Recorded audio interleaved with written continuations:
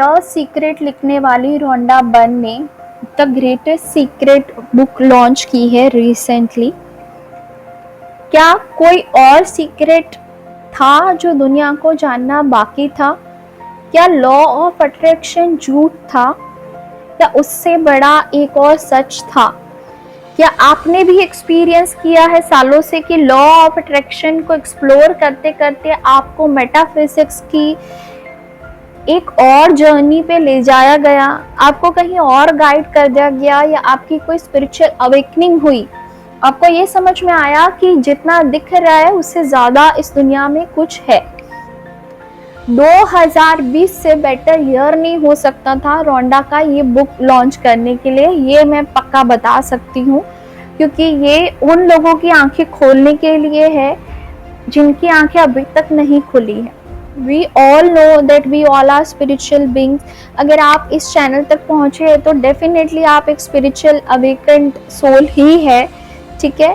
तो मास अवेकनिंग हो रही है, हम सबको पता है इस दुनिया के अंदर, और ये जो बुक है आपकी उस फीलिंग्स को वैलिडेट करती है कि हाँ, लॉ ऑफ अट्रैक्शन से बड़ा एक सच है। लॉ ऑफ अट्रैक्शन झूठ नहीं है, आप जो चाहते हैं वही पाते हैं, लेकिन there is something behind it which is more, which is great, which is greater, and that is more magical। तो ये बात इन्होंने इस बुक के अंदर की है, जिसके रिलेटेड मैं थोड़ी सी चर्चा आज आप लोगों के साथ करना चाहूँगी। डिवाइन देसी काउंसलर चैनल पे आप सबका स्वागत है। हम psychological counselling, law of attraction 1-to-1 teaching and tarot card reading की सर्विसेज देते हैं। ये आपके साथ हुआ है क्या कि मैंने लॉ ऑफ अट्रैक्शन कुछ चीज़ों के लिए यूज़ किया तो ऐसा हुआ कि कुछ चीज़ों के लिए काम किया, कुछ चीज़ों के लिए ये नहीं किया? या लॉ ऑफ अट्रैक्शन क्या इतना ही सिंपल है, आस्क, बिलीव और रिसीव? और क्या ये सच है? सबसे पहले तो हाँ, ये बिल्कुल सच है, लेकिन इसकी मिसिंग पजल क्या है? इन्होंने चैप्टर 1 के अंदर लिखा है कि अगर इतना ही ये है तो दुनिया के अंदर सफरिंग क्यों है? Why we are not able to overcome our own suffering? Missing puzzle क्या है लॉ ऑफ अट्रैक्शन का? वो है अवेयरनेस, हमारी खुद के प्रति अवेयरनेस कि हम कौन है। ये आप लोगों ने बार बार सुना होगा कि we are spiritual being taking the human experience. हम एक स्पिरिट है, हम एक अवेयरनेस है रोंडा की भाषा में, हम ये बॉडी नहीं है, ठीक है, हम इससे परे है, इससे बड़ा कोई सच है। तो यही इस बुक के अंदर बोला गया है। 200 पेज की इस बुक के अंदर जो स्पिरिचुअल नॉलेज है, एक अवेकेंड ह्यूमन के पर्सपेक्टिव से ये बुक लिखी गई है 100%। ये आपको समझ में आ जाएगा, और ये बुक सबके लिए भी नहीं है, बहुत ही डीप है, अवेकेंड पर्सपेक्टिव इसके अंदर शामिल किया गया है। अगर आप लोगों ने ये एक्सपीरियंस किया लाइफ के अंदर कि कभी कभी वो नहीं मिला जो चाहिए था, लेकिन उससे अच्छा मिला, लेकिन तब भी कभी आपकी जो क्वेश्चन मार्क है कि लॉ ऑफ अट्रैक्शन एग्जैक्टली कैसे काम किया, आपके मन में बहुत सारे क्वेश्चंस आते हैं और फिर आप उसकी प्रैक्टिसेस को ही छोड़ देते हैं। तो उसके मिसिंग पजल क्या है, उसका बियॉन्ड अंडरस्टैंडिंग क्या है, वाइब्रेशन का सच क्या है, आप अपनी ज़िंदगी बनाते हैं तो किस तरह से बनाते हैं, आपके लिमिटिंग बिलीफ का सच क्या है, फीलिंग्स का सच क्या है, उसको क्या गवर्न करता है, क्या कंट्रोल करता है, वो सारी क्लियर अंडरस्टैंडिंग आपको इस बुक के अंदर मिलेगी। ये जो है लिखती है कि we are infinite being having the human experience. हम जो है इनफाइनाइट बीइंग है, जो हम बोलते हैं कि हम इस बॉडी तक सीमित नहीं है। We have taken more birth and we are going to take more birth.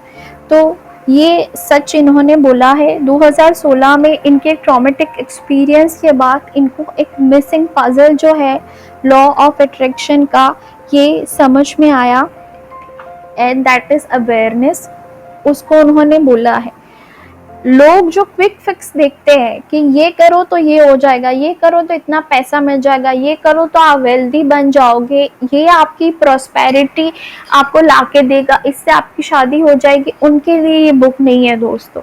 अगर आप ये सोच के कोई बुक बाय करना चाहते हैं इनकी कि ये आपके सारे सवालों के जवाब दे देगी, तो शायद ये आपके लिए नहीं है। इसीलिए इस बुक के काफ़ी सारे रिव्यूज़ जो है वो आपको ऐसे मिलेंगे कि काफ़ी डिसअपॉइंटेड, क्योंकि जो अवेयरनेस स्टेज में नहीं आए हैं, जो अवेकन नहीं है, जो इस सच को समझने के लिए तैयार नहीं है, उनको ये समझने में नहीं आएगा। इसके अंदर फीलिंग्स को बहुत ज़्यादा इम्पोर्टेंस दिया गया है। एक चैप्टर ये भी है कि ऑल इज़ वेल, सब कुछ ठीक है। इस बुक के अंत में बहुत सारी एक्सरसाइज इन्होंने दी है अवेयरनेस के अंदर आने की, आपकी कॉन्शियसनेस स्टेज के अंदर आने की। अगर आप लोगों ने पावर ऑफ नाउ बुक पढ़ के रखी है तो उसके अंदर जैसे बात की गई है कि नाउ के स्टेट के अंदर रहना, तो उसके रिलेटेड बहुत ही इंटरेस्टिंग और अच्छी एक्सरसाइजेस है, आपको काफ़ी हेल्प कर सकती है। लॉ ऑफ अट्रैक्शन को फॉलो करते करते मेरे जैसे बहुत सारे लोग स्पिरिचुअल अवेकनिंग को महसूस करते हैं। ये बेसिकली मुझे ऐसा लगता है, ये बुक के अंदर नहीं है, लेकिन डीकंस्ट्रक्ट टू कंस्ट्रक्ट का प्रोसेस है। एक घर को तोड़ना ज़रूरी है एक नया बंगला बनाने के लिए। आप किसी चीज़ को तोड़ के ही रिक्रिएट कर सकते हैं, ठीक है। तो वो जो डिकंस्ट्रक्शन होता है वो थोड़ा सा पेनफुल होता है, आपको समझ में नहीं आती चीज़, धुंधली सी ज़िंदगी नज़र आती है, लेकिन फिर जब आपको समझ में आता है तो वो बिगर, बेटर एंड ग्रैंडर पर्सपेक्टिव से चीज़ें समझ में आती है। हाईएस्ट गुड का कॉन्सेप्ट आपको समझ में आता है। अगर आपकी कोई टेक्निक काम नहीं कर रही, आप किसी चीज़ के पीछे हाथ धो के पड़ गए हैं कि ये पाना है, इनको पाना है, और वो तो कौन सा मिसिंग पजल है, कौन सी चीज़ें मिस आउट हो रही है, शायद उस टाइम पे ये बुक आपको काम आ जाए। ईगो बेस्ड थॉट्स, हमारी रॉन्ग सेल्फ की इमेज क्या है, ये जो सारे स्पिरिचुअल कॉन्सेप्ट है वो इसके अंदर इन्होंने बोले हैं। कुछ भी होता है इस जर्नी के अंदर वो आपके हाईएस्ट गुड के लिए होता है।